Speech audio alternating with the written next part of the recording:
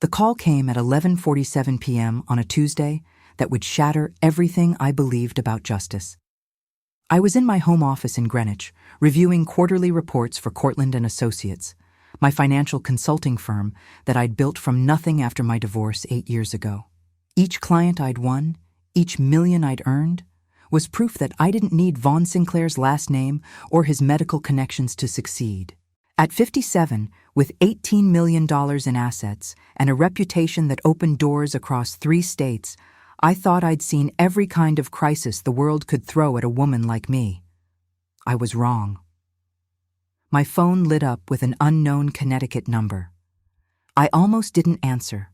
Unknown calls at midnight are never good news, but something made me reach for it. Maybe it was Mother's intuition. Maybe it was the same instinct that had guided me through hostile boardrooms and contentious negotiations for 2 decades. Mrs. Cortland? The voice was barely recognizable, trembling like a man on the edge of collapse. It took me 3 full seconds to place it. Judge Desmond Merrick, the man who had presided over my son Sebastian's arraignment 3 days earlier with the cold efficiency of someone sentencing a convicted terrorist. "This is Lenore Cortland," I said, my grip tightening on the phone. My heart was already racing. Sebastian was in county jail awaiting trial on drug trafficking charges that were so absurd, so utterly fabricated, that I'd spent 72 hours oscillating between rage and helpless terror. "I need you to come to my residence tonight." His voice cracked on the word tonight. "Your son is going to—" He stopped abruptly, and I heard what sounded like a strangled sob. "I can't speak on the phone. The systems are monitored. You need to come alone. Please, it's urgent." Every maternal instinct I possessed screamed danger. "What's happened to Sebastian? Is he hurt? Did something—" "He's safe for now," Merrick interrupted, and there was something in those 3 words, "for now," that turned my blood to ice. "But if you don't come tonight, that might change. I'm at 4782 Meadowbrook Lane in Fairfield County. Come immediately. Tell no one. This conversation never happened." The line went dead. I sat frozen for perhaps 10 seconds, my mind racing through 1,000 terrible scenarios. Sebastian was in jail because 3 days ago, 6 police cars had surrounded his Tribeca apartment at dawn. Detective Wade Callahan had led the operation, presenting a search warrant and finding exactly 2.347 kilograms of pure fentanyl hidden in a secret compartment in the trunk of my son's Audi. My son, who had never touched drugs in his life, who passed every bar exam drug test, who had been raised with values so strong he once refused to drink at his own college graduation party because he was the designated driver. The arrest had been orchestrated like a media circus. News cameras just happened to be there. My 29-year-old son, a corporate lawyer with a spotless record, was paraded in handcuffs while reporters shouted questions about his double life. The evidence was overwhelming. His fingerprints on the drug packages, text message histories with a supposed supplier using a burner phone, suspicious bank deposits totaling $47,000 over 6 months that were actually legitimate bonuses from his law firm, but that the prosecutor painted as drug money. Bail had been denied. Judge Merrick had looked at Sebastian with such visceral hatred during that hearing that I'd felt it like a physical force across the courtroom, not judicial impartiality, personal, seething contempt. And now that same judge was calling me at midnight, his voice broken, telling me to come to his house alone. I should have called my lawyer. I should have called Vaughn, Sebastian's father, despite our complicated history. I should have done 100 things that a rational, intelligent woman would do. Instead, I grabbed my car keys and drove. The 40-minute drive to Fairfield County passed in a blur of taillights and racing thoughts. Every red light was agony. Every mile felt like 10. I kept thinking about the last time I'd seen Sebastian, 2 days ago during visiting hours at the county jail. He'd looked hollowed out, my brilliant boy who'd graduated from Columbia Law School with honors, who'd never given me a moment of trouble his entire life. "Mom, I didn't do this," he'd said, his voice steady despite the orange jumpsuit and the plexiglass barrier between us. "I've never seen those drugs. Those text messages aren't mine." Someone planted all of this, but I don't understand who or why. I'd believed him with every fiber of my being. A mother knows her child. But believing and proving are two different things, and the evidence against him was so perfectly constructed, so meticulously complete, that even the best criminal defense attorneys in Connecticut couldn't find a single crack in it. Liv Monroe, Sebastian's colleague, and the only person from his law firm who'd stood by him, had found some inconsistencies in the timeline. The search warrant had been issued 23 minutes before the anonymous tip was officially logged. Detective Callahan had signed reports with contradictory timestamps.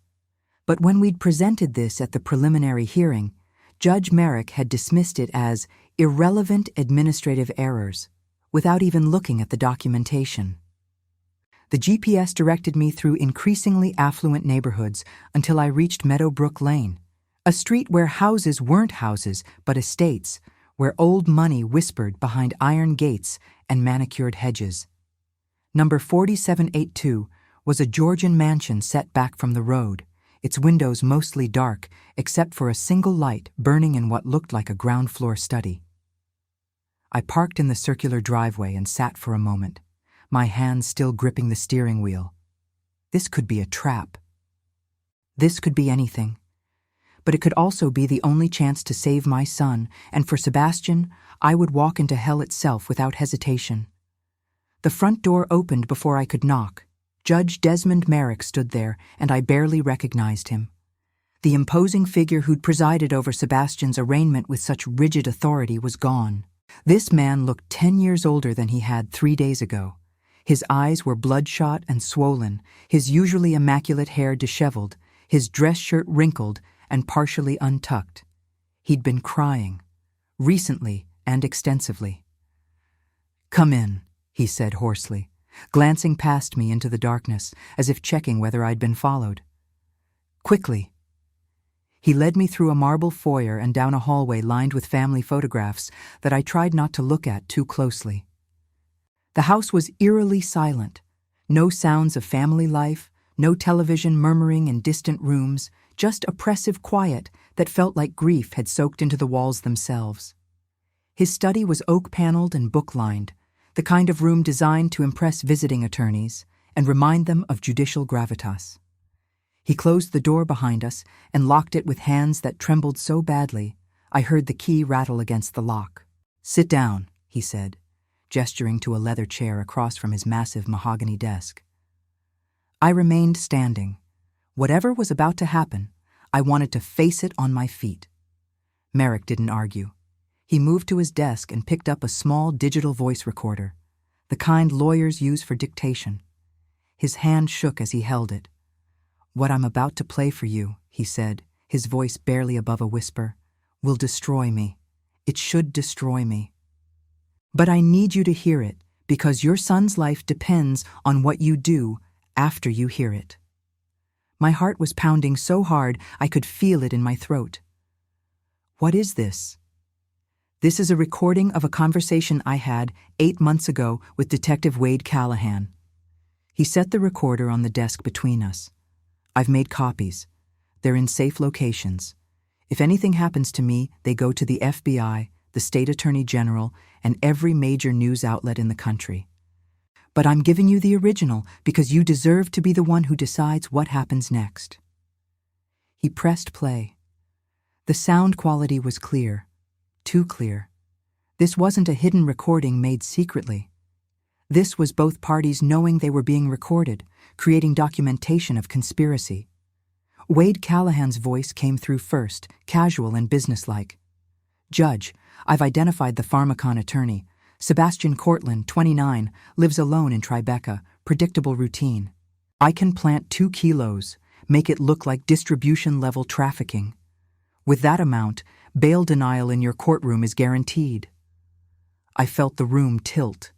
My vision narrowed to that small recorder sitting on the desk, that little machine speaking words that were rewriting my entire reality.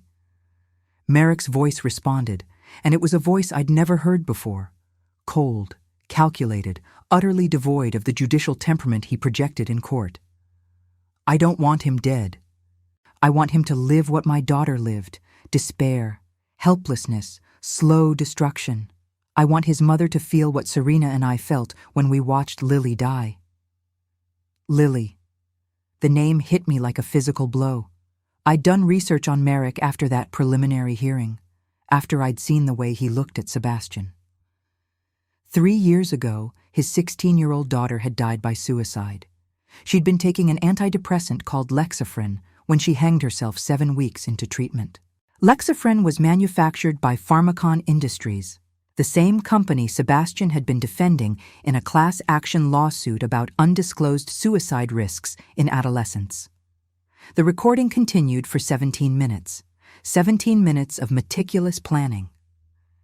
Merrick instructing Callahan on exactly how much money to deposit into Sebastian's account to make it look like drug payments. Callahan confirming he could get Sebastian's fingerprints on the drug packages through a planted evidence kit. Merrick detailing how he'd manufacture the anonymous tip, backdate it just enough to create plausible deniability, but not so much that a careful investigation would catch the discrepancy. The text messages need to look authentic, Merrick's recorded voice said. Use his actual writing style. Callahan, you have access to his phone records from the Pharmakon case discovery, correct? Already pulled them. I can mimic his texting patterns perfectly. Good. I want this airtight. I want every defense attorney in the state to look at this evidence and tell his mother there's no hope. My legs finally gave out. I collapsed into the leather chair, and Merrick made no move to help me. He just stood there, face in his hands, as his own voice continued documenting the complete fabrication of my son's arrest. When the recording finally ended, I couldn't speak, couldn't move, couldn't process the magnitude of what I'd just heard. My son was in jail not because of evidence, not because of justice, but because a grieving father had corrupted the entire system to exact revenge on a 29-year-old lawyer whose only crime was doing his job. Why? I finally managed, my voice sounding strange and distant to my own ears. Why are you showing me this? Merrick lowered his hands. His face was wet with tears, but there was no sympathy in my heart for him. Not one molecule. Because last night I found my wife in our bathroom with an empty bottle of sleeping pills and a suicide note that said, "I can't live without our Lily anymore." His voice broke completely. The paramedics got here in time. She's alive. But when I was sitting in that emergency room waiting to find out if Serena would survive, I realized what I'd become. I destroyed an innocent man to avenge my daughter, and in doing so, I was about to create another grieving mother, another destroyed family. I became the monster I thought I was punishing. I couldn't look at him. This man who just confessed to destroying my son's life was standing there crying, and part of me, the part that had been raised to be compassionate, to understand human suffering, wanted to feel something for him. But the mother in me, the part that had spent 72 hours in agony wondering if my son would survive prison, felt nothing but cold fury. "Tell me everything," I said, my voice steadier than I felt. "From the beginning, I need to understand how this happened." Merrick sank into his desk chair like a puppet with cut strings. 3 years ago, Lily was prescribed Lexaphren for anxiety and depression. She was 16, struggling with normal teenage things, social pressures, academic stress, body image issues, nothing that seemed dangerous. Our family doctor assured us it was safe, widely prescribed, FDA approved. He pulled open a desk drawer and removed a photograph. Even from across the desk, I could see it was a teenage girl with dark hair and her father's gray eyes, smiling at the camera with the unself-conscious joy of someone who believed she had her whole life ahead of her. 7 weeks after starting the medication, I came home from court and found her in her bedroom. She'd hanged herself from the ceiling fan. His voice was mechanical now, reciting facts because feeling them would break him completely. No note, no warning. The autopsy showed therapeutic levels of Lexaphren in her system. She'd been taking it exactly as prescribed. I thought of Sebastian at 16, brilliant and sensitive and so eager to please. I thought of how I would have felt finding him that way. The fury in my chest flickered, just for a moment, with something that might have been understanding. Serena never recovered, Merrick continued. She stopped teaching, stopped leaving the house, started taking antidepressants herself, the irony of which wasn't lost on either of us. Our marriage became this hollow thing where we both lived in the same house but existed in completely different worlds of grief. I threw myself into work because it was the only place I didn't see Lily's ghost in every corner.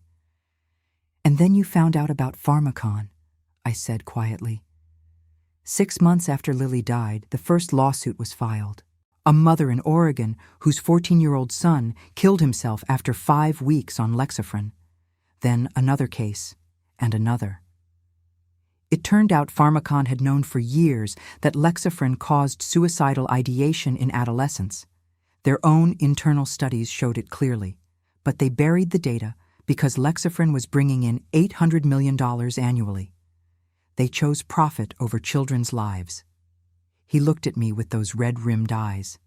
127 families, Mrs. Cortland. 127 dead children, and your son was defending the company that murdered them. There it was. The justification. The rationalization that had allowed a judge who'd sworn to uphold justice to become a criminal himself. Sebastian didn't know about the buried studies, I said, my voice hardening again.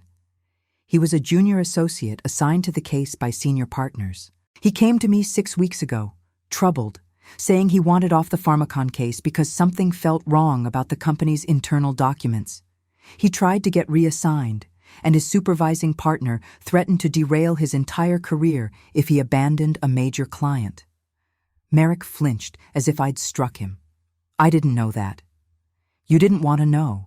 You wanted a target for your pain, and my son was convenient. I leaned forward. Do you have any idea what the last 3 days have been like? Watching my child, my only child, being dragged through the mud on every news channel? Having reporters camp outside my office, asking if I knew I'd raised a drug dealer? Visiting him in that jail and seeing the fear in his eyes while he tried to be brave for me? I had to stop because my voice was shaking. I wouldn't give this man the satisfaction of seeing me break down. Not yet. Let me go back further. Let me tell you about the life that was destroyed by Merrick's revenge. Sebastian was born 3 months premature when I was 28 years old. Vaughn and I had been married for 2 years, and the pregnancy wasn't planned, but we were happy. Or I thought we were. Sebastian spent his first 6 weeks in the NICU, fighting for every breath. And I was there every single day, 17 hours a day, watching monitors and praying to a God I wasn't sure I believed in. Vaughn visited twice a week. He was building his surgical practice, he explained. Someone had to maintain the income. Someone had to think about the future. I should have seen it then, the difference between us. I would have burned down my entire career to be with my child. Vaughn calculated the cost-benefit analysis and decided his time was better spent elsewhere. Sebastian survived, obviously. He thrived, actually. He was reading by age 4, doing complex math by 6, asking philosophical questions by 8 that I had to research to answer. But Vaughn remained distant, always working, always unavailable. He loved Sebastian. I never doubted that, but he loved him the way you love a successful investment, not the way you love a piece of your own soul. The divorce came when Sebastian was 21, in his junior year at Columbia. Vaughn had been having an affair with a surgical nurse 15 years his junior. Not his first affair, I eventually learned, just the first one where he wanted out of our marriage for the other woman. He tried to negotiate custody percentages, like Sebastian was a stock portfolio being divided. Sebastian was an adult by then, old enough to choose for himself, and he chose me. Not because I asked him to, but because he knew who'd actually raised him. The settlement gave me $4 million and the Greenwich House. I took that money and started Cortland & Associates 6 months later. Every client I signed was a middle finger to Vaughn's assumption that I'd been coasting on his success. Within 3 years, I'd quadrupled my net worth. Within 6, I was being featured in Forbes and Financial Times as one of the top boutique financial consultants in the Northeast. Sebastian went to law school, made law review, graduated in the top 5% of his class, got recruited by 3 major firms, and chose one that specialized in corporate law because it offered the fastest path to partnership. He was ambitious, driven, and absolutely convinced he could change the system from within. I was proud of him. God, I was so proud. 6 weeks ago, he came to my house for dinner, something we did every Sunday when his schedule allowed. He looked exhausted, troubled in a way I hadn't seen since his father and I divorced. "Mom, I need advice," he said, pushing pasta around his plate without eating. "I'm working on this pharmaceutical case, Pharmakon Industries. They're being sued by families claiming their antidepressant caused teenage suicides." My stomach had tightened even then, some maternal instinct sensing danger. And I've been reviewing their internal documents for the defense, discovery materials, testing data. He put down his fork. "Mom, I think the families are right. I think Pharmakon knew their drug was dangerous and sold it anyway. There are emails from executives talking about acceptable loss ratios and managing the narrative. These are children who died, and they're talking about them like damaged merchandise." "Then you need to get off the case," I'd said immediately. I tried. Mitchell Hargrove, the senior partner, told me if I abandon a major client, I can forget about ever making partner anywhere. He said I need to decide if I'm a lawyer or a social worker. I'd looked at my son, 29 years old, and facing the first real moral crisis of his career. "Sebastian, values aren't negotiable. If you compromise them for money or advancement, you lose the only thing that actually matters, your integrity. Get off that case." He'd nodded slowly. "You're right. I'll submit a formal request to be reassigned tomorrow." That was 5 weeks ago. The formal request was denied. Sebastian tried twice more, each time being told more explicitly that his career hung in the balance. He kept working the case because he had law school debt, because he had rent in Manhattan, because he was 29 and scared and thought he could compartmentalize. 3 weeks later, 6 police cars surrounded his apartment at dawn. Sitting in Judge Merrick's study, holding that recording that proved my son's innocence, I felt the full weight of how close I'd come to losing Sebastian forever. If Merrick's wife hadn't tried to kill herself, if guilt hadn't finally broken through his grief-fueled rage, my son would be heading toward a trial that was designed for him to lose. 20 years minimum for distribution-level trafficking. My brilliant, sensitive boy spending his 30s and 40s in prison for a crime that never happened. "What do you want from me?" I asked Merrick finally. "Forgiveness? Absolution? Because I have neither to give you." "I want you to decide what happens next," he said. "I'll sign whatever confession you want. I'll resign from the bench. I'll cooperate with any investigation. Wade Callahan will be arrested and prosecuted. Your son will be released immediately. I'll file a motion to dismiss with prejudice by 9 a.m. tomorrow morning, citing prosecutorial misconduct and compromised evidence. And in exchange," his face crumpled, "I'm asking you not to destroy Serena. She doesn't know about any of this. She's suffered enough.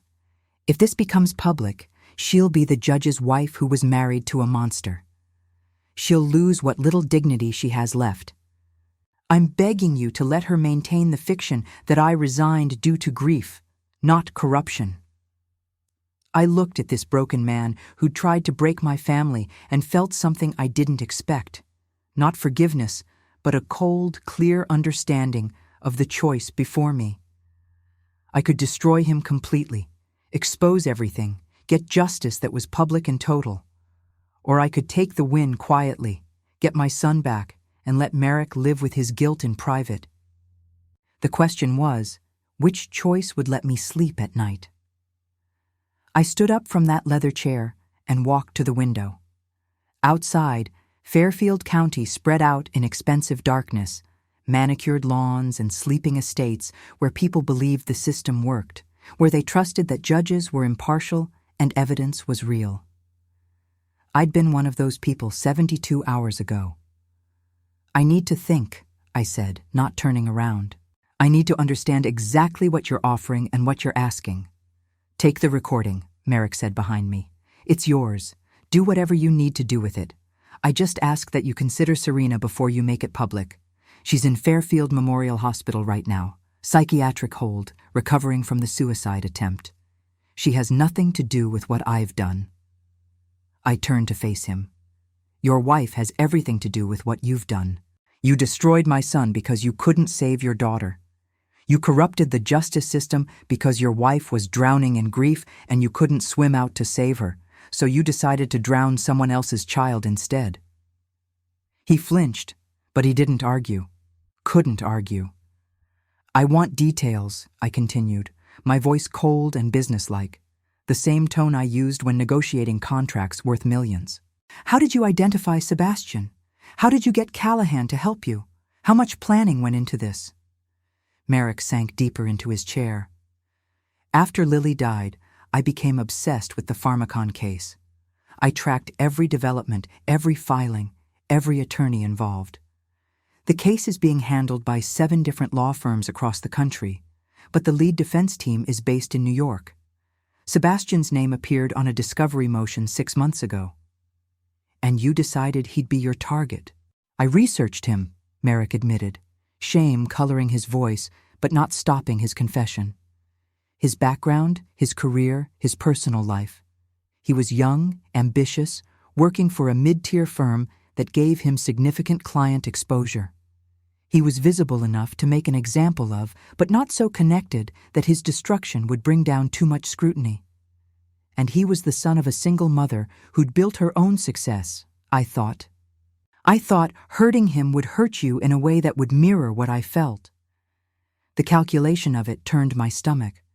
This wasn't crime of passion or moment of madness.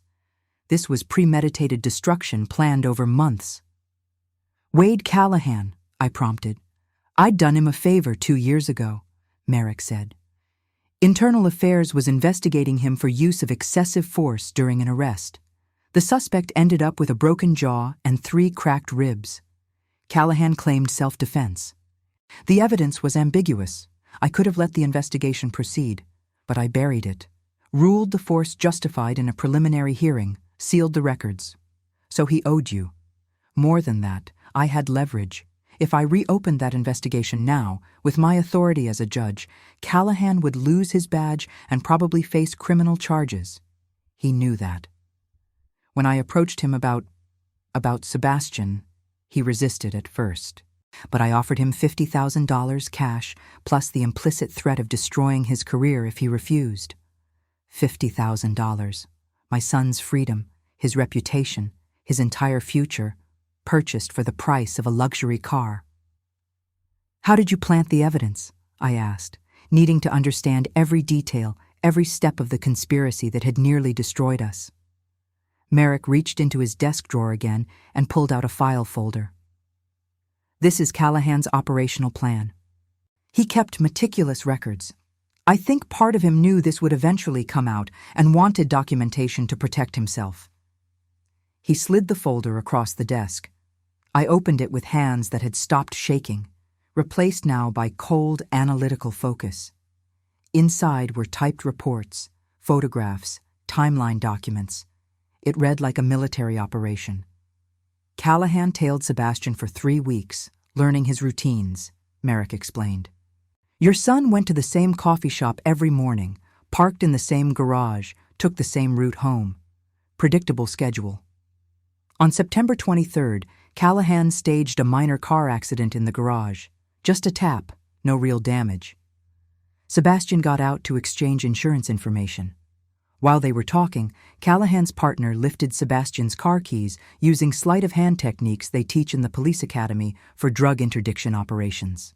I felt sick listening to this, imagining my son being manipulated without even knowing it. They made copies of the keys and returned the originals within 40 minutes. Sebastian never noticed they were gone. 2 days later, while Sebastian was at work, they accessed his car in the same garage. The secret compartment in the trunk was actually installed by them. Your son's Audi didn't have one originally. They bolted it in, made it look factory standard, and filled it with 347 kilograms of fentanyl that Callahan had seized from a real drug bust 6 months earlier. Evidence room drugs, I said flatly. Exactly. Drugs that should have been destroyed but were instead logged with slightly altered weights so the discrepancy wouldn't be caught in routine audits. The fentanyl was real, which meant drug-sniffing dogs would alert on it, chemical tests would confirm it, every piece of scientific evidence would check out perfectly. And the fingerprints? Sebastian's prints were lifted from a coffee cup at that same coffee shop. Callahan went in after Sebastian left, retrieved the cup from the trash, lifted the prints using standard forensic techniques, and transferred them to the drug packages using the same method crime labs use to plant reference prints for training purposes. The technique is taught in police academies, completely undetectable. I thought of Sebastian sitting in that jail cell, insisting he'd never touch those drugs, and how even I, his own mother, had wondered in my darkest moments how the fingerprints could be explained. The answer was simple and horrifying. They were put there by the people sworn to uphold justice. The text messages?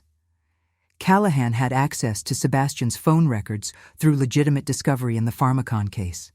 He studied your son's texting patterns, sentence structure, common phrases, emoji usage, typical typos.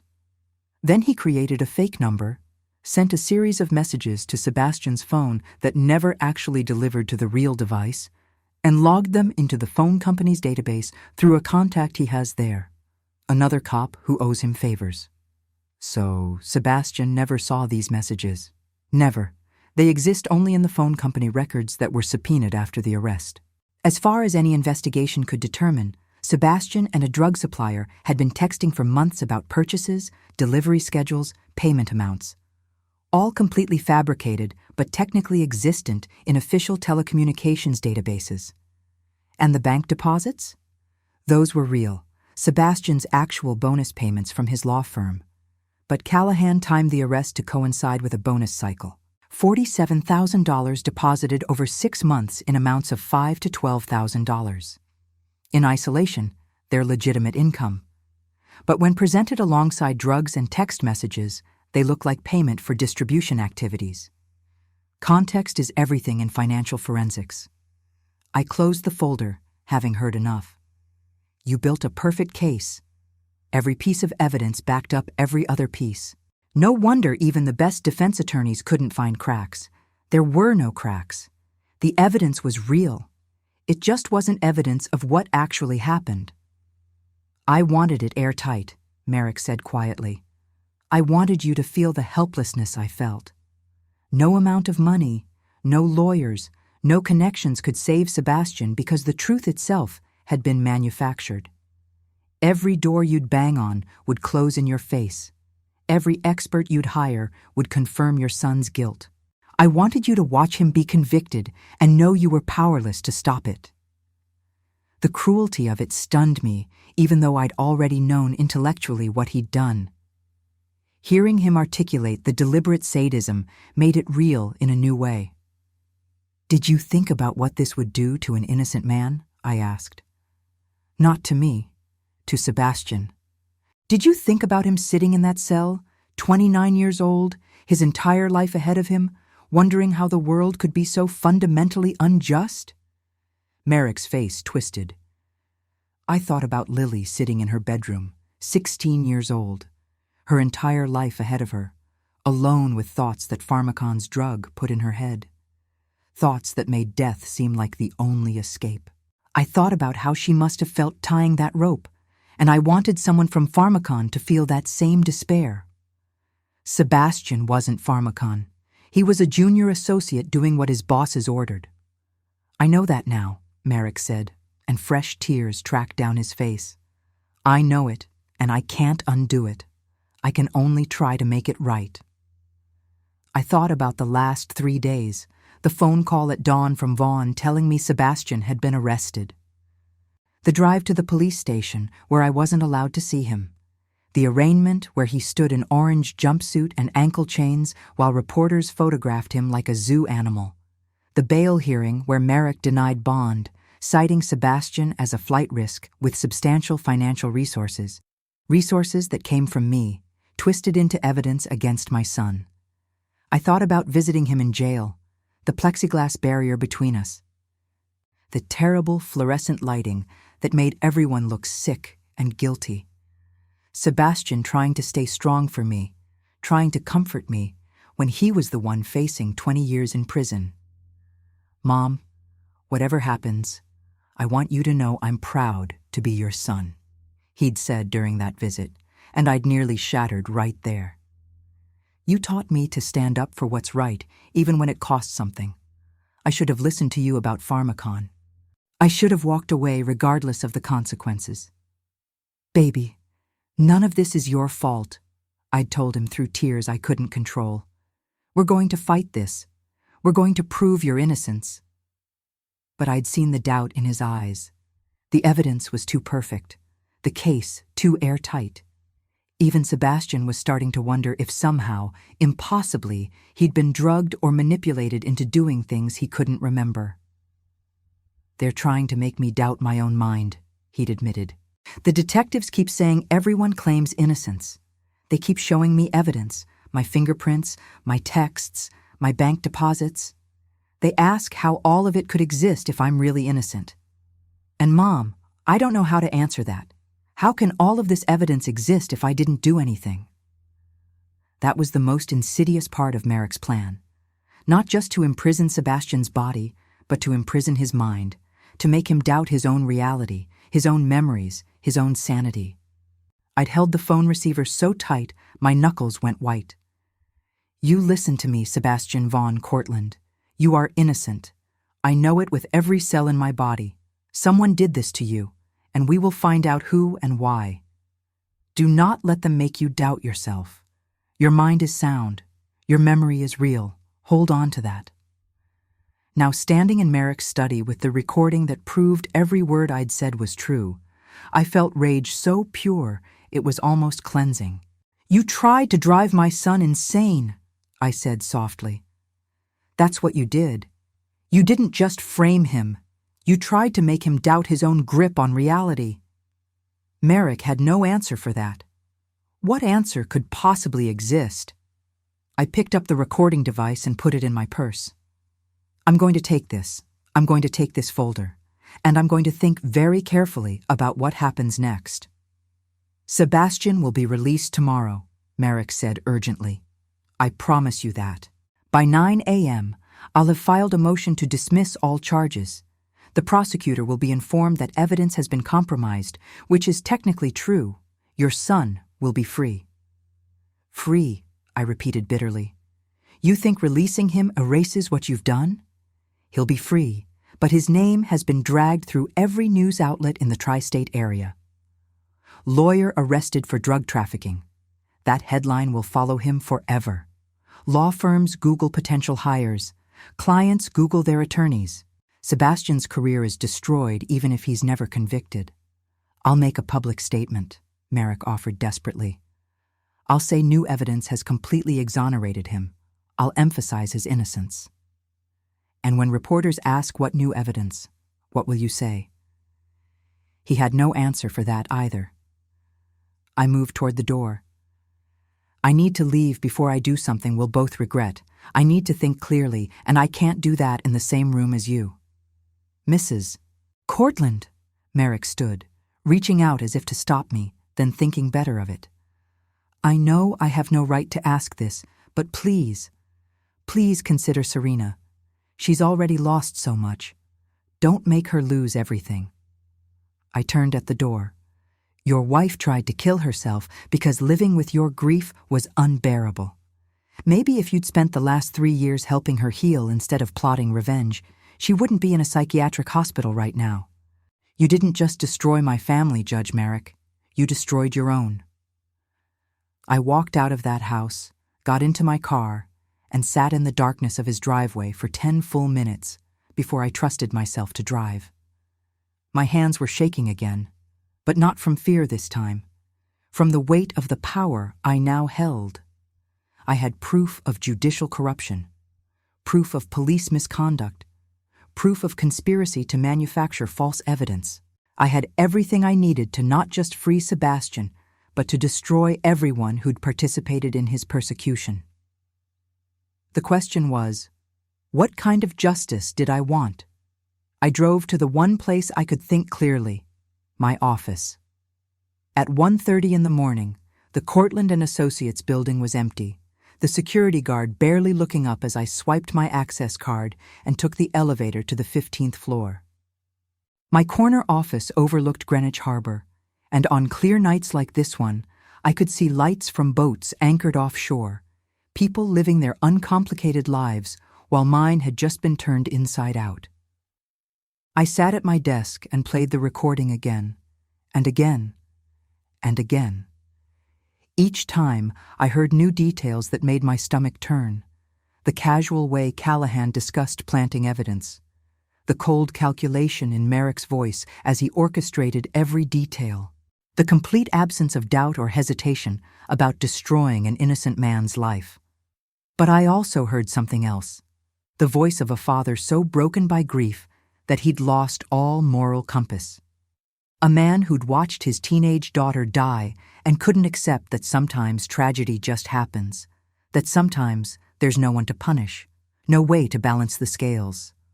I understood that pain more than I wanted to admit.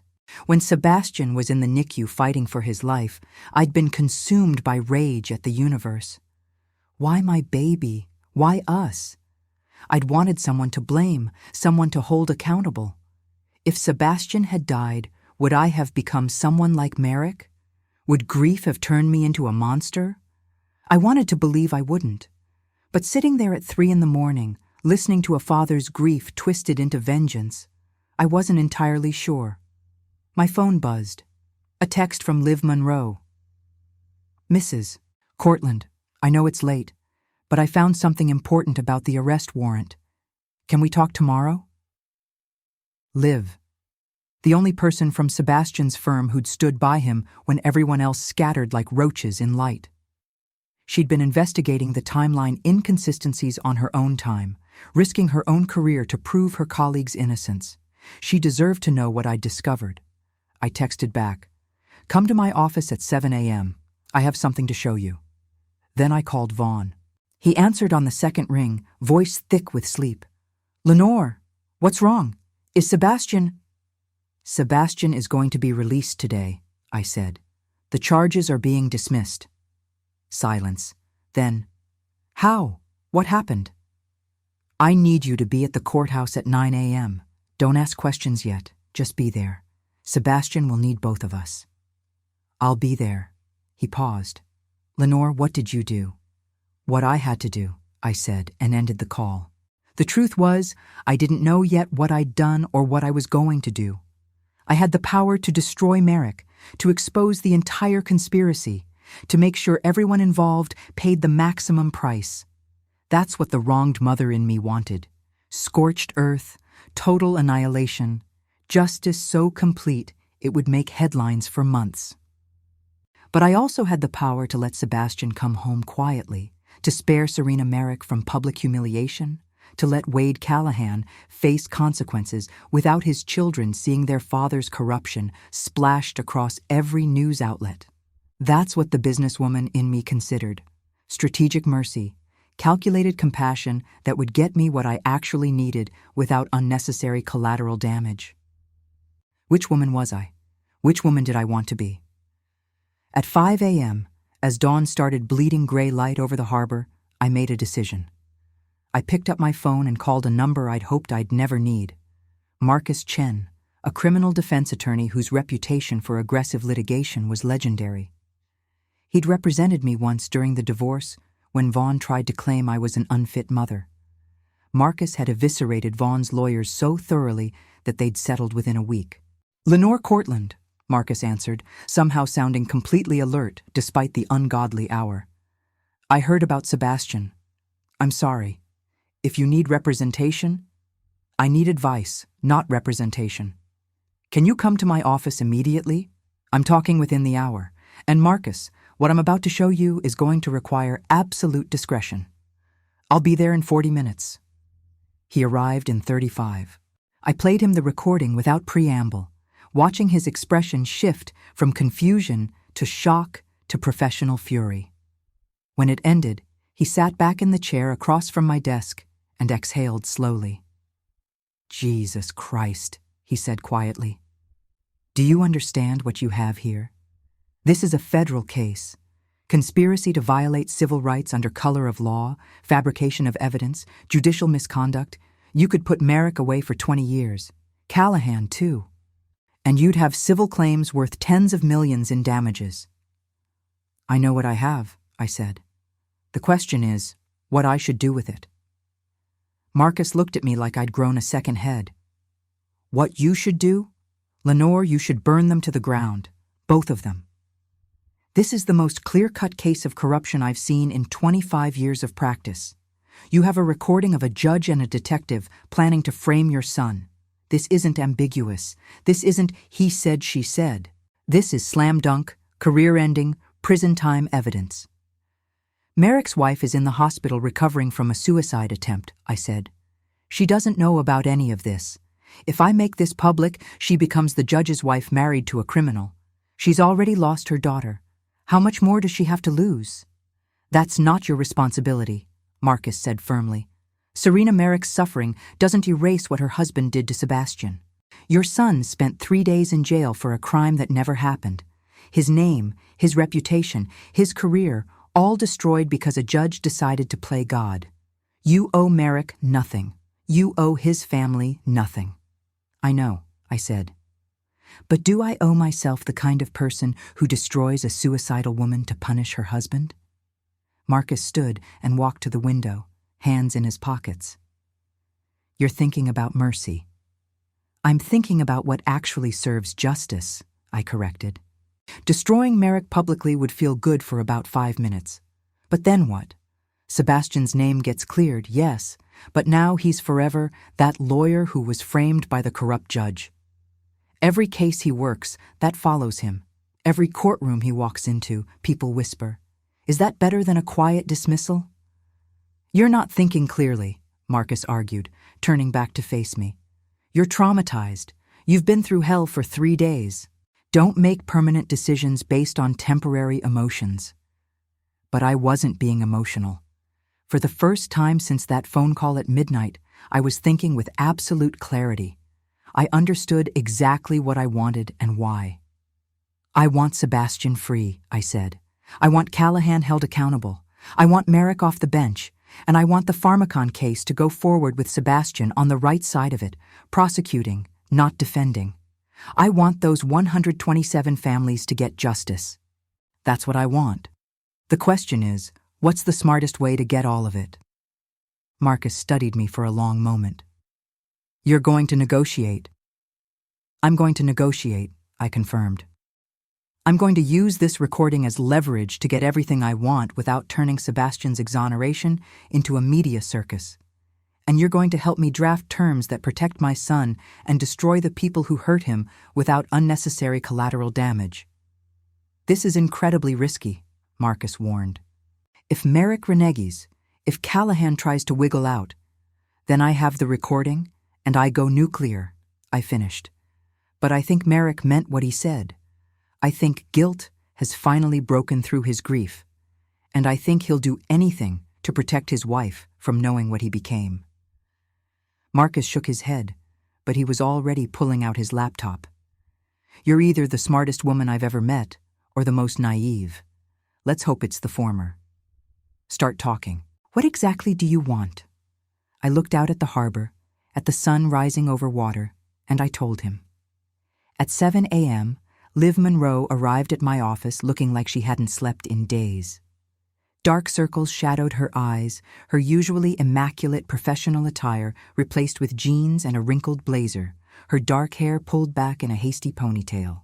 She was holding a thick file folder and a laptop bag, and the determined set of her jaw told me she'd been working through the night on Sebastian's case. "Mrs. Cortland," she said, shaking my hand with the firm grip of someone trying to project confidence she didn't quite feel. "Thank you for seeing me. I know this has been an impossible few days, but I think I've found something that might help with Sebastian's defense. The timeline discrepancies I mentioned, they're bigger than I initially thought.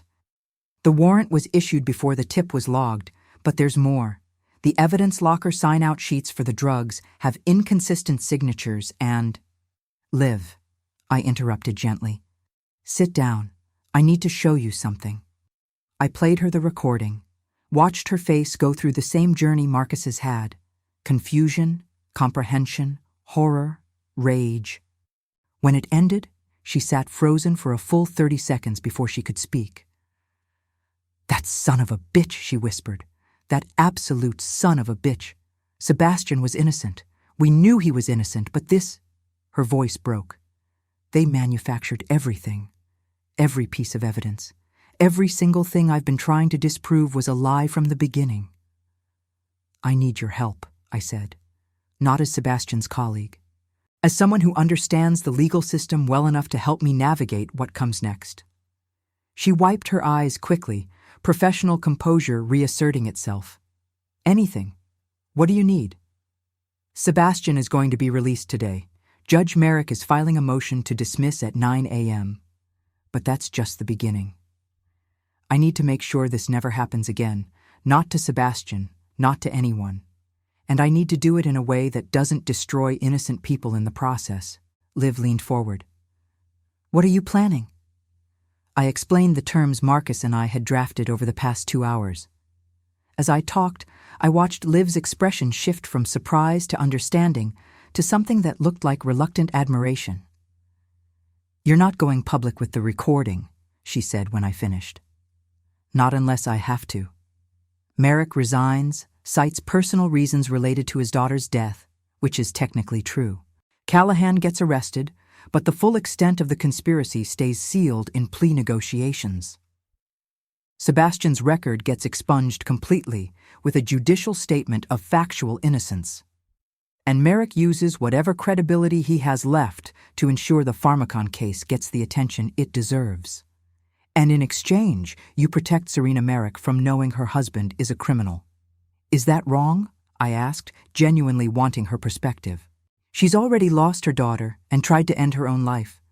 Does she need to lose her dignity too? Liv considered this carefully. Sebastian would say no. He'd say she doesn't deserve more pain. But Mrs. Cortland, what about accountability? What about making sure everyone knows what Merrick did so it can never happen again? The accountability is that he loses everything, his career, his reputation, his freedom if he steps out of line. The difference is whether the world knows the specific details or just knows he resigned in disgrace. I paused. I'm not protecting Merrick. I'm protecting his wife and choosing what kind of justice actually serves everyone, including Sebastian. Have you talked to Sebastian about this? Not yet. He doesn't know any of this has happened. I'll tell him today, after he's released. But Liv, I need to know. Can you live with this approach? Because if you think I'm making a mistake, tell me now. She was quiet for a long moment, staring at the recording device on my desk. I think you're being more merciful than I could be. But I also think you're right that Sebastian doesn't need to be at the center of a corruption scandal. He needs to rebuild his life. If this way gets him freedom and a clean record without making him a permanent victim in the public eye, then I support it. Thank you, I said. Now I need you to do something for me. I need you to be at the courthouse with Vaughn at 9 a.m. Be there when Sebastian is released. He'll need familiar faces, people he trusts. What about you? I have one more meeting before the hearing, I said. Something I need to handle personally. At 8 a.m., I drove back to Fairfield County, back to Merrick's house. He answered the door, looking, impossibly, even worse than he had 6 hours earlier, like he hadn't slept at all, like guilt had physically aged him overnight. Mrs. Cortland, he said, surprise and fear mingling in his voice. I thought, I'm filing the motion at 9. Everything we discussed. I know, I'm not here to stop you. I'm here to give you terms. I walked past him into the house without waiting for invitation. In the daylight, I could see the home more clearly, expensive but unlived in, like a museum to a family that no longer existed. Photographs of Lily everywhere, frozen at 16 forever. No recent pictures, no evidence of life moving forward. We went to his study. I placed a document on his desk, the agreement Marcus and I had drafted. "Read this," I said. "Sign it, and understand that if you violate a single term, the recording goes public and you go to prison. Not for a few years, for decades." Merrick picked up the document with shaking hands and began reading. I watched his face as he absorbed each term. "Motion to dismiss filed by 9 a.m. today with prejudice, stating factual innocence," he read aloud. "Complete expungement of Sebastian's arrest record. Resignation from bench effective immediately, citing grief-related impairment. Full cooperation with investigation into Detective Callahan." He looked up. "You're not exposing me." "I'm not exposing the details of the conspiracy to the public," I corrected. "But you're still done. Your career is over. Your reputation will take a hit. Judge resigns after questionable ruling will make headlines. And Callahan will be prosecuted, though the plea deal will keep your involvement to compromised evidence rather than manufactured evidence. The legal community will know something was wrong. They'll know you failed. They just won't know exactly how badly." "Why?" he asked, genuine confusion in his voice. "You have every right to destroy me completely. Why show any mercy at all?" "Because I'm not doing this for you," I said coldly. "I'm doing it for Serena, for Sebastian, who doesn't need to be the center of a corruption scandal, for those 127 families whose Pharmacon case doesn't need the complication of their main advocate being exposed as a criminal. And honestly, I'm doing it for myself, because I need to be able to look in the mirror and know I chose the path that served actual justice rather than just revenge." I leaned forward. "But make no mistake, Judge Merrick. This mercy has a price. You're going to use whatever time you have before the investigation closes in to do something meaningful with your guilt. You're going to help those Pharmacon families. You're going to make sure your daughter's death means something by preventing other children from dying the same way." "How?" he asked hoarsely. "You have connections. You know lawyers, judges, politicians. You're going to use every single one of those connections to make sure the Pharmacon case doesn't get buried or settled quietly. You're going to push for a trial, for public disclosure of those internal documents Sebastian found, for criminal charges against the executives who knew Lexaphren was dangerous and sold it anyway." "I can do that," he said quietly. "I will do that." "And there's one more thing," I continued. "Sebastian is going to switch sides. He's leaving his corporate firm and he's going to join the legal team representing the families. You're going to personally call the lead attorney on that case, Daniel Morrison, I believe, and you're going to recommend Sebastian as someone with insider knowledge of Pharmacon's defense strategy. You're going to make sure he's welcomed onto that team." Merrick's eyes widened. "You want me to help your son prosecute the case he was defending?" "I want you to give him the opportunity to make this right, to use what he learned on the wrong side to fight for the right side. Sebastian has been carrying guilt about this case for weeks. He tried to get off it because something felt wrong. You're going to help him turn that guilt into purpose." I watched Merrick process this, saw the moment he understood what I was really asking, for him to transform his crime into something that might eventually serve justice. Not redemption, not forgiveness, just a slightly less terrible outcome than total destruction. "I'll sign," he said, reaching for a pen. "All of it, every term." "One last thing," I said, as he signed each page. "Your wife. When she recovers enough to ask questions about your resignation, what will you tell her?" His hand paused on the final signature line. "That I couldn't maintain impartiality anymore. That losing Lily broke something in me that made me unfit to serve. All of which is true." "And the recording? The evidence of what you did?" "I'll tell her there were concerns about my judgment in several cases. that it was better to resign than face investigation. Also true, just incomplete. Can you live with lying to her? Can I live with her knowing the truth? He countered. Serena already tried to kill herself once, Mrs. Cortland. If she knew what I'd become, what I'd done in Lily's name, it would destroy whatever small piece of her is still fighting to survive. Some truths don't heal, they just inflict more damage. I thought about the secrets I'd kept from Sebastian over the years, about how I'd shielded him from the worst of his father's neglect, from my own moments of doubt and fear. Sometimes protection looks like truth. Sometimes it looks like careful omission.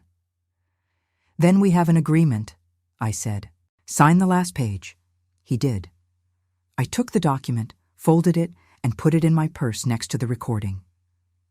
Mrs. Cortland, Merrick said as I turned to leave, I know I have no right to ask, but will you tell Sebastian? Will you tell him what I did? I considered this. Sebastian deserved the truth. But did he deserve all of it? Did he need to know that his 3 days in hell were orchestrated by a grieving father who'd lost his mind to pain? Or would that knowledge just add weight to trauma he'd already carry? I'll tell him what he needs to know, I said finally. That the evidence was compromised, that justice was corrupted, that he's innocent and everyone who matters will know it. The rest is between you and whatever God you believe in. I left him sitting in that study, surrounded by pictures of his dead daughter and the ruins of his career, and I felt nothing. Not pity, not satisfaction, just cold certainty that I'd done what needed to be done. At 8:45, I arrived at the courthouse. Vaughn was already there, pacing in the hallway outside the courtroom, still in his surgical scrubs like he'd come straight from the hospital. When he saw me, relief flooded his face. Lenore, what's happening? Your text said Sebastian would be released, but how? The evidence was manufactured, I said quietly, checking to make sure no reporters were in earshot. All of it. I have proof. Sebastian is completely innocent, and everyone involved is going to pay. Vaughn's face went through a series of expressions too fast to catalog. Manufactured? By who? I'll explain everything later. Right now, we need to be strong for our son. He's been through hell, and when he walks out of that courtroom, he needs to see both his parents united and certain of his innocence. Liv appeared from around the corner, holding coffee cups. I thought you both might need this. It's going to be a long morning. At exactly 9 a.m., the courtroom doors opened. The prosecutor looked confused and angry.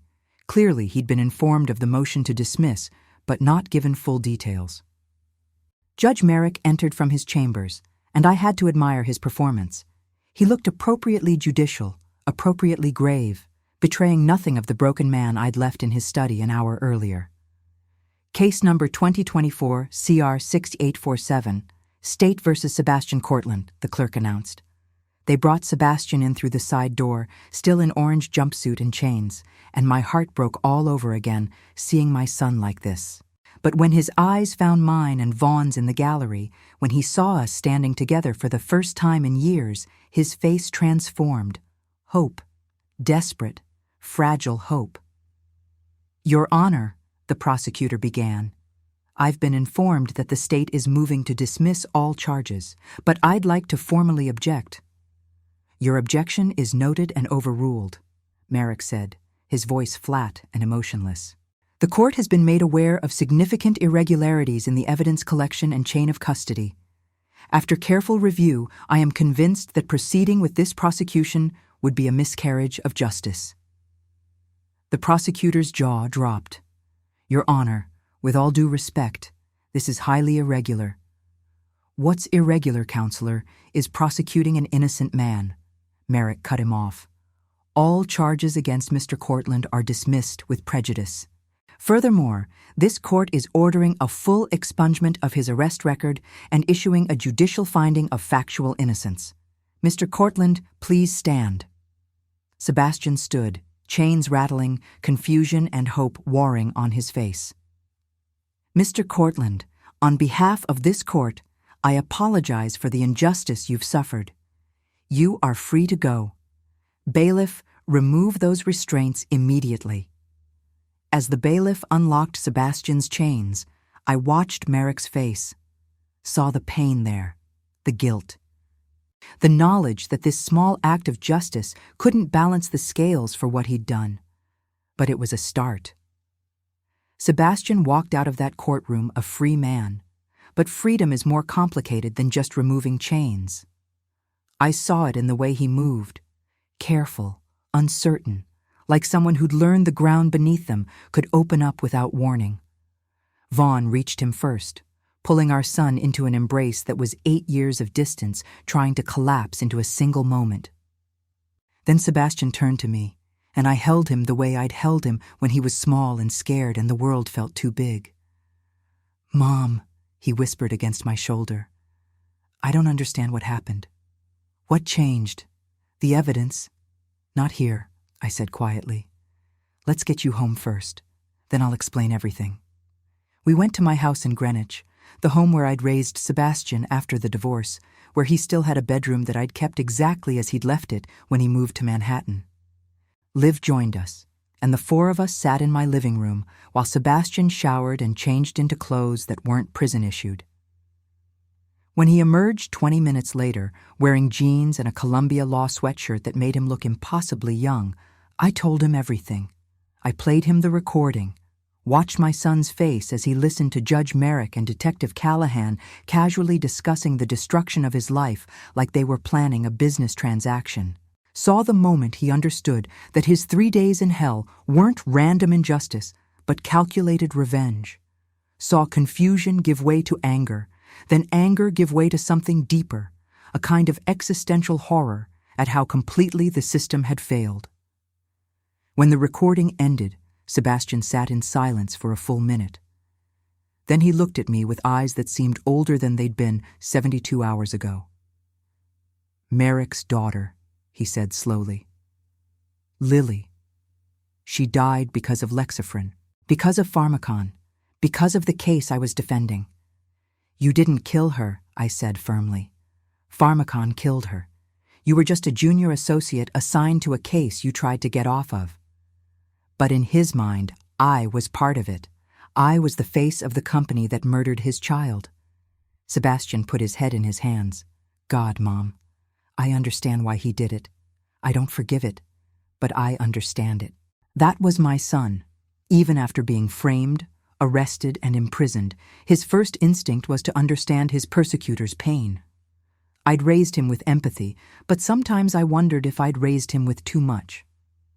"Understanding doesn't mean accepting," Vaughn said, speaking for the first time since we'd started the recording. "What Merrick did was criminal.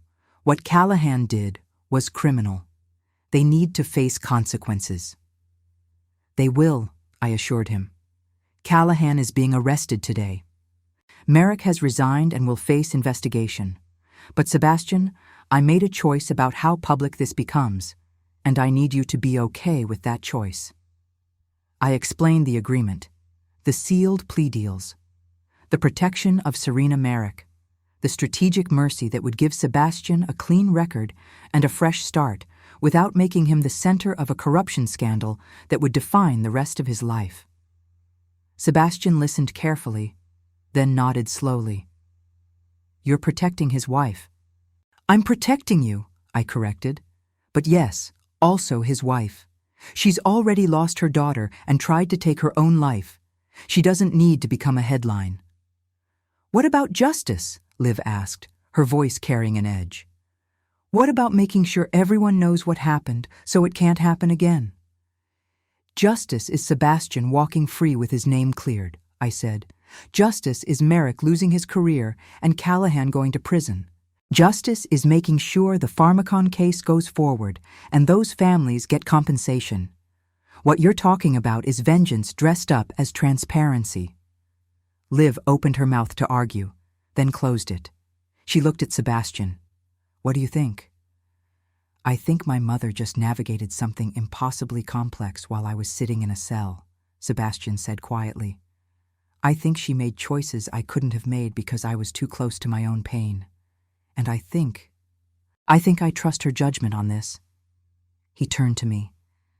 "But Mom, you said something about the Pharmakon case. What did you mean?" I took a breath. "You're leaving your firm. You're joining the legal team representing the families suing Pharmakon. You're going to use everything you learned on their defense team to prosecute them, to make sure those internal documents you found, the ones that showed they knew Lexaphren was dangerous, get into evidence. To make sure executives go to prison, not just the company paying a settlement." Sebastian's eyes widened. "I can't just join a plaintiff's team mid-case. They'd never trust me. I was literally defending Pharmakon 2 weeks ago. Judge Merrick is calling Daniel Morrison this afternoon to personally recommend you. He's going to explain that you're the key to winning the case. And Sebastian, he's right. You know their defense strategy. You know which documents they're most afraid of. You can dismantle their case from the inside. But why would Morrison trust Merrick's recommendation? After everything, because Merrick is going to tell him the truth. Not all of it, but enough. That his daughter was a Lexaphren victim. That he's seen documents proving Pharmakon's guilt. That you're an attorney with insider knowledge who wants to switch sides for the right reasons. Morrison will do his due diligence, and everything will check out." Sebastian was quiet for a long moment. "This means starting over, leaving corporate law, probably taking a massive pay cut. My reputation at the firm is already destroyed. No one's going to hire the guy who got arrested for drug trafficking, even if charges were dismissed." "Your reputation at corporate firms is destroyed," I corrected. "But in plaintiff's work, in public interest law, you'll be the attorney who was wrongly accused by a corrupt system and chose to fight for victims instead of corporations. That's a story that opens doors, Sebastian. Different doors, but maybe better ones." Vaughn cleared his throat. "Lenore's right. Your mother is always right about these things, even when I didn't want to admit it during our marriage. This is a chance to rebuild your career around something meaningful." Sebastian looked at his father with surprise. Vaughn and I exchanged a glance, a moment of parental unity we hadn't shared in nearly a decade. "I need to think about it," Sebastian said finally. "Everything that's happened, I need time to process it before I make career decisions." "Take 2 weeks," I said. "Rest, recover, see a therapist. I've already made appointments with the best trauma counselor in Connecticut. Then make your decision. But Sebastian, whatever you choose, know that you're innocent. Completely, undeniably innocent. Don't carry guilt for what happened to you." Over the next 2 weeks, I watched my son slowly come back to himself. The first few days were hardest. He barely slept, flinched at loud noises, checked his phone obsessively like expecting news of rearrest. But gradually, with therapy and time and the constant support of people who loved him, he stabilized. Wade Callahan was arrested on the 5th day. The news reported it as police corruption in evidence handling, without specific details. His bail was set high enough that he couldn't pay it. He'd sit in the same jail where he'd sent Sebastian, contemplating the same walls my son had stared at. There was poetry in that, dark as it was. Judge Merrick's resignation was announced on the 7th day. The press release cited ongoing grief following family tragedy and questions about judicial impartiality in recent cases. Legal blogs speculated, but without details, the story died within a news cycle. Serena Merrick was released from psychiatric hold on the 10th day and returned to a home where her husband was disgraced but present. Whether that was mercy or cruelty, I honestly didn't know. On day 14, Sebastian called me. "I met with Daniel Morrison yesterday. He offered me a position on the Pharmakon legal team. I'm taking it." Relief and pride flooded through me. "You're sure?" "I'm sure. I spent 2 weeks thinking about what kind of lawyer I want to be, what kind of man I want to be. And Mom, I don't want to be the guy who defends corporations that kill children for profit. I want to be the guy who stops them." 3 months later, I sat in a federal courtroom and watched my son deliver an opening statement in the Pharmakon case. He was confident, passionate, and absolutely devastating in his presentation of the evidence, evidence he knew how to present because he'd spent weeks learning how to defend against it. "Ladies and gentlemen of the jury," Sebastian said, standing before those 12 people holding Pharmacon's fate in their hands. "I'm going to tell you about 127 children who took a medication their doctors promised was safe. 127 families who trusted that the FDA approval meant something. And I'm going to show you internal documents from Pharmacon Industries proving they absolutely knew, that Lexaphren caused suicidal thoughts in adolescents, and they sold it anyway because the profit margin was too good to sacrifice."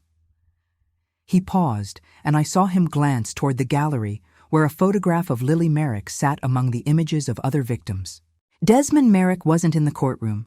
The investigation into his conduct had barred him from practicing law, but his daughter was represented there, finally getting the justice he'd been too consumed by grief to seek properly. The trial lasted 6 weeks. The jury deliberated for 4 hours. Pharmacon was found liable on all counts. The compensatory damages were substantial. Each family received an average of $2 million. But more importantly, the punitive damages were astronomical. $2 billion, the largest pharmaceutical verdict in Connecticut history, and 3 Pharmacon executives were referred for criminal prosecution. Sebastian called me from the courthouse steps after the verdict, his voice thick with emotion. "We won, Mom. All 127 families. We won." "You won," I corrected. "You did this, baby. You took something terrible that happened to you and transformed it into justice for people who needed it." 6 months after the verdict, I received a letter with no return address. Inside was a single handwritten note on expensive stationery. "Mrs. Cortland, I cannot undo what I did to your son. I cannot restore the time he lost or erase the trauma he suffered. But I can tell you that watching him prosecute the company that killed my daughter gave me something I didn't think I'd ever feel again. Hope that maybe Lily's death meant something. That maybe one man's worst sin could be transformed into something approaching grace. I don't ask for forgiveness. I don't deserve it. I just wanted you to know that the recording you could have used to destroy me, you instead used to create something good. Thank you for showing more mercy than I showed you. DM." I read the letter twice, then put it in the safe with the recording I'd never released. Some stories don't need to be told publicly to matter. Some justice happens quietly, in the space between vengeance and mercy, where broken people try to build something better than what was destroyed. Sebastian is thriving now. He made partner at the public interest firm within 18 months, the fastest partnership in the firm's history. He's become one of the most sought-after pharmaceutical liability attorneys in the country, and every case he takes, he thinks about Lily Merrick and the 126 other children who died so companies could profit. As for me, I learned that being a mother sometimes means making impossible choices in the dark and hoping you chose right. It means holding power to destroy and choosing instead to build. It means understanding that justice isn't always about punishment. Sometimes it's about transformation. And every night, when I close my eyes, I sleep soundly, knowing my son is free, innocent, and using his second chance to make sure other children don't die the way Lily Merrick did. That's the justice I chose, and I'd choose it again.